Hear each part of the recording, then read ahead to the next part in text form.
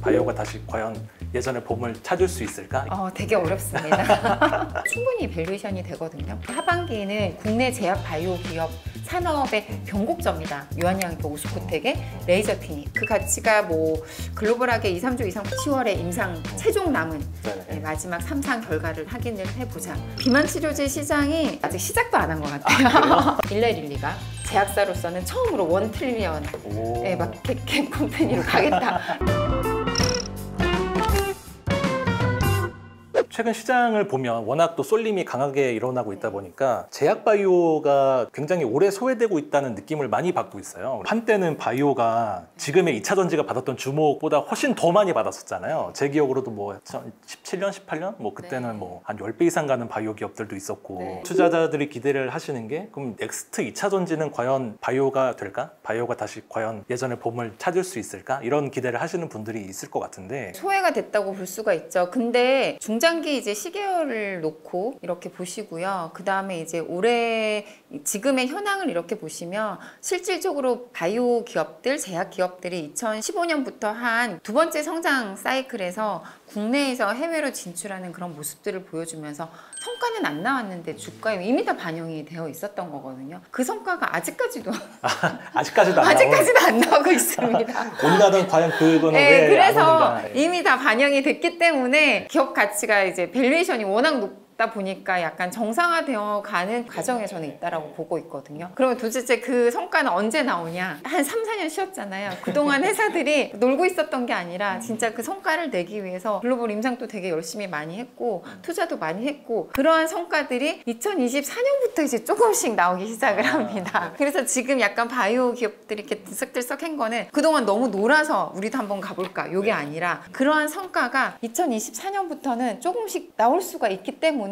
그러한 것들을 이제 주가에 조금 반영을 시키는 것 같습니다. 다시 이제 밸류에이션 프리미엄을 받을 수 있는 구간에 이제 조금 진입을 할 것으로 예상을 하고 있기 때문에 2024년, 5년 정도에는 좀 주목을 해야 되지 않을까라고 이렇게 보고 있습니다. 근데 또 이런 부분도 있을 것 같아요. 이런 건 조금 조심스러운 부분이긴 한데 그동안 신약 개발 업체들이 임상에 수없이 많이 도전을 했다가 실패를 하고 뭐 주가가 뭐 하한가 연속으로 가고 이런 사례들이 좀 있었잖아요. 인보사 사태도 있었고 여러 가지 그런 이슈들이 생기다 보니까 우리나라 제약 바이오 업체들에 대한 신뢰도가 이전보다는 많이 약해진 게 아닌가 저는 그런 생각이 좀 들거든요. 네, 그러실 수 있어요. 근데 이제 과거를 좀 돌이켜서 지금 와서 이렇게 말씀드리는 게 조금 우습기도 하지만 기본적으로 신약 개발이라는 것이 100개의 물질을 발굴을 해서 실질적으로 신약으로 나오는 거는 1%도 되지 않거든요. 그러니까 뭐 글로벌 기업들도 봐도 신약 개발에 실패하는 거는 거의 뭐 일상다반사입니다. 그런 것들을 약간 따뜻한 눈으로 봐주실 필요가 있고 심지어는 이제 미국이라든지 빅파마들한테 기술 이전이 됐다가 다시 반환될 수도 있다.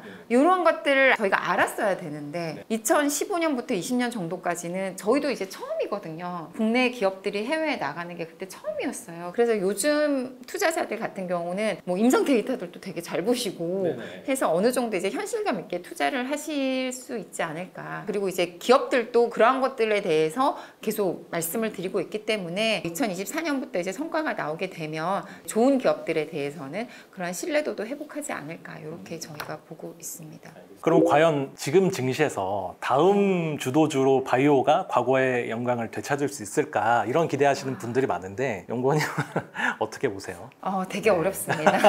그러니까 이게 어렵다는 게 저도 이제 지금 이제 나온 것들을 보고 전망을 하는 건데요. 매월 이제 투자 전략에 대해서 자료를 내고 있는데 8월 투자 전략에서 제가 얘기를 했던 게 제약 바이오라든지 이런 것들은 이제 글로벌 기업들과 어느 수준인지 저희가 이제 가늠이 되거든요. 왜냐하면 예전에는 아예 뭐 어떤 것들을 연구를 하는지에 대한 그런 지식이 없어서 가늠이 안 됐지만 지금은 국내 기업들도 글로벌 기업들과 이제 비교가 되는 그런 연구 프로젝트를 하고 있습니다. 그래서 저희가 충분히 밸류에이션이 되거든요. 그래서 지금 어떠한 수준인지가 이제 확인이 되고 그다음에 그 다음 단계가 어떤 것인지 저희가 확인이 됩니다. 그래서 오히려 더 주도주로서 가격에 베팅을 하는 게 좀 어려울 수도 있는 게, 왜냐면 예전에 확인이 안 될 때는 뭐 꿈의 주식 이렇게 되지만 지금은 어느 정도 확인이 되기 때문에 이러한 것들을 확인을 하고 나서 회사가 또 어느 정도까지 상승할지도 저희가 가늠이 됩니다. 그래서 지금 하반기에 여러 가지 확인을 될 이슈들이 있습니다. 아까 뭐 바이오시밀러 부분에 대해서는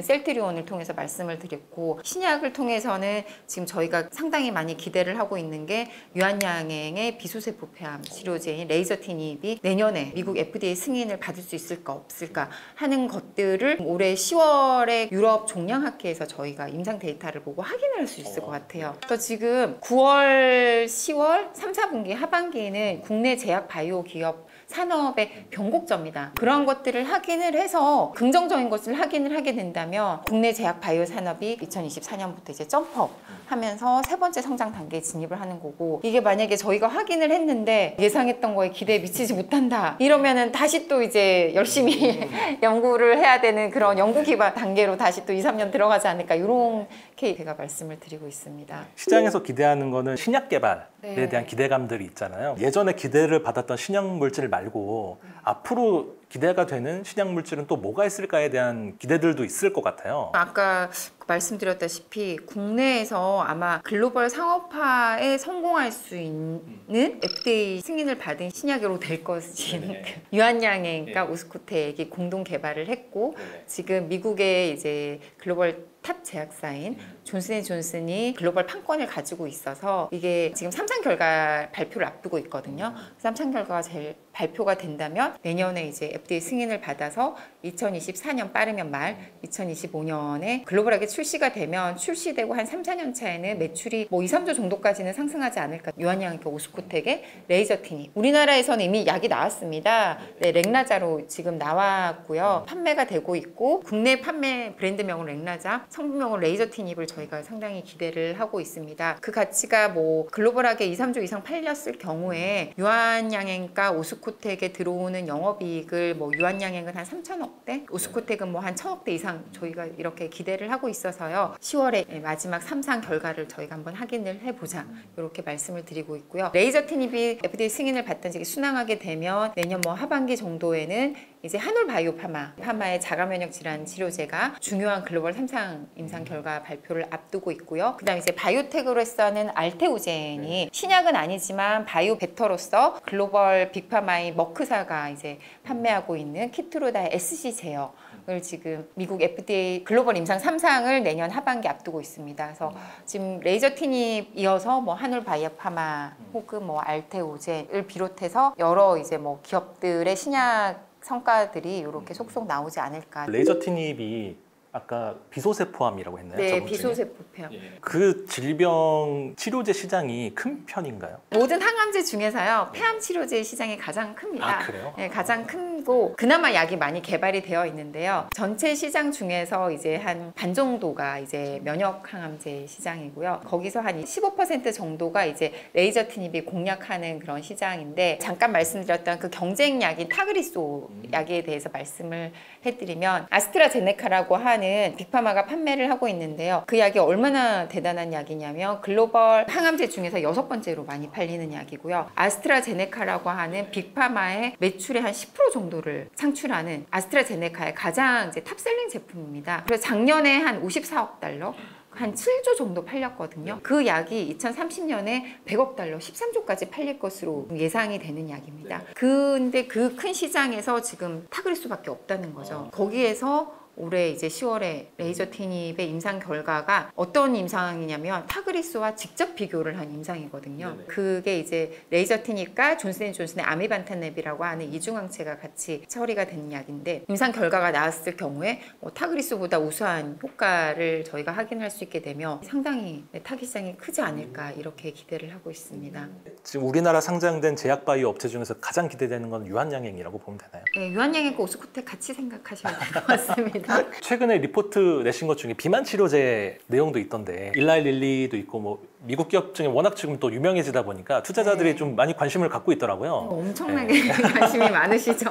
나도 맞아야 되나 막 이런. 네. 그래서 비만 치료제 시장은 어떻게 보시고 혹시 뭐 우리나라 기업은 아니지만 뭐 미국 기업에 투자를 한다면 어디 주목하는 게 좋을지. 비만 치료제 시장이 작년 연말 뭐 올해 이때부터 해서 이제 국내 투자자들 또 이제 많이 관심을 가지고 계시고 특히 뭐 올해 일라일리의 주가 상승 폭이 상당히 높았으니까 근데 제가 이제 자료도 냈지만 분석을 해보면은 이게 아직 시작도 안 한 것 같아요. 숫자로 제가 말씀을 드리면 작년에 일라일리의 매출액이 한 70억 달러 정도 됐습니다. 근데 올해 작년 대비해서 한 20-30% 성장을 해서 한 90억 달러로 지금 예상이 되고 있거든요. 그리고 그 90억 달러 중에서 30억 달러에 가까운 그런 게 이제 일라일리가 판매 중인 당뇨병 치료제인 마운자로의 매출에서 창출이 되지 않을까라고 이렇게 예상을 하고 있는데 마운자로가 비만 치료제는 아닌데 당뇨 치료제로서 쓰이지만 오프레벨로 이제 비만 치료제로 또 쓰이고 있는데 비만 치료제로서는 빠르면 연말 내년 초에 이제 FDA 승인을 받을 걸로 예상을 하고 있습니다. 그러니까 아직 비만 치료제로서는 시장을 하지도 않은 거거든요. 근데 그 약이 2030년까지 중장기로서 30억 달러에서 지금 300억 달러까지 팔릴 걸로 예상을 하고 있습니다. 10배네요. 네. 그러면 지금 릴리의 올해 매출액이 한 90억 달러인데 이게 300억 달러까지 팔린다고 하면 일라일리의 실적 성장은 언제까지 지속이 될지 상당히 이제 계속 지속적으로 고성장하지 않을까라고 보고 있고요. 또 이게 비만 치료가 중요한 게 비만이 모든 병의 근원이거든요. 심장 질환이라든지 뭐 순혈관계라든지 심지어는 무릎 관절염이라든지 그다음 수면 무호흡증 이런 것도 다 비만 치료와 연계가 되어 있기 때문에 이게 비만 치료제들의 적응증을 확장할 수 있는 또 시장이 커질 수 있는 그러한 임상들이 계속 진행이 되고 있어서 앞으로도 계속 지겹게 계속 얘기를 듣지 않으실까. 그래서 뭐 해외 주식 중에서는 일라일리 괜찮지 않을까? 주목해서 볼 만한? 네. 그리고 심지어는 일라일리 CEO가 얼마 전에 파이낸셜 타임즈에 인터뷰한 기사가 있는데요. 제약 기업 중에서는 1 트릴리언 그 달러 마켓캡을 가진 회사가 없습니다. 근데 지금 제약 업체 같은 경우가 5천억 달러 정도 수준이거든요. 글로벌하게 매출 1위인 존슨앤존슨도 일라일리보다 마켓캡이 낮거든요. 근데 이제 일라일리 CEO가 인터뷰를 하시면서 일라일리가 글로벌하게 중장기적으로 제약사로서는 처음으로 1 트릴리언 마켓캡 컴퍼니로 가겠다라고 이렇게 인터뷰를 하셔서 네, 계속 그런 과정이 진짜 이루어질지 지켜보는 것도 좀 재밌지 않을까. 제약업계의 테슬라가 되겠다. 네, 아니요, 테슬라, 엔비디아라고. 엔비디아? 마지막으로 바이오 투자를 할 때 사실 좀 사람들이 많이 리스크하다고 느끼는 것 중에 하나가 밸류에이션이 잘 안 된다는 거잖아요. 네. 그리고 임상에 따른 리스크도 너무 높고 그래서 과연 바이오 투자를 할 때 어떻게 투자를 하는 게 조금 리스크를 분산시키면서 할 수 있을까에 대한 고민도 있고 그리고 뭐 타이밍도 예를 들면은 기대되는 임상 그 예상 날짜가 있는데 그 전에 투자를 하는 게 좋을지 아니면은 그거를 확인을 하고 난 이후에 투자를 하는 게 좋을지 그런 타이밍도 보시는 분들이 있는데 뭐 연구님은 좀 어떻게 생각하세요? 글쎄 저희는 이제 밸류에이션을 할 때 일단 그 약의 상업화 가치를 따지기 때문에요. 그런 상업화 가치를 기업 가치에 반영을 시키는 임상은 임상 후기 단계인 임상 2비상 후기 그다음에 이제 뭐 3상 정도에서 저희가 이제 밸류에이션을 해서 반영을 하고요. 뭐 타겟 시장이라든지 이런 것들을 다 감안을 해서 하는데 그런 것들은 이제 뭐 애널리스트들이 많이 분석을 해놓고 있고 해서 그런 것들을 좀 참고를 하시면 좋을 것 같습니다. 그리고 이왕이면 임상 초기 단계라든지 전임상 데이터만 보고 투자하시는 거는 정말 이게 묻지마 투자랑 비슷하거든요. 그다음에 이제 뭐 학회 플레이를 또 많이 하시기도 하십니다. 학회 플레이. 근데 이제 학회에서 어떠한 임상 데이터가 발표가 되는지도 좀 확인을 해보시고요. 학회 플레이를 하더라도 학회 발표를 하고 나면은 이제 다시 빠지고 뭐 이러한 것들이 있었어요. 근데 올해 10월 에스모 같은 경우는 중요한 임상 데이터들이 많이 발표를 해서 이게 임상 또 후기 단계에서의 임상 데이터가 발표를 하게 되면 이게 약간 주가가 기대감으로 상승을 했다가 다시 좀 하락을 하더라도 어차피 상업화를 저희가 예상을 할 수 있어서 다시 또 저는 반등할 걸로 보고 있거든요. 학회 쪽 감안을 하시거나 하시면 올해 10월 에스모를 조금 주목을 해보시는 게 좋지 않을까. 내가 야수의 심장이다. 그러면은 임상 전에 들어갈 수도 있고 나는 야수보다는 좀 안정적인 걸 좋아한다. 그러면은 학회 뭐 안정적으로. 이후에 확인하고 네. 들어가시면 좋겠습니다. 유진투자증권의 권혜순 연구원님 모시고 좋은 이야기 많이 들었는데요. 네, 영상 재밌게 보셨다면 구독과 좋아요 그리고 댓글도 많이 부탁드리겠습니다. 감사합니다.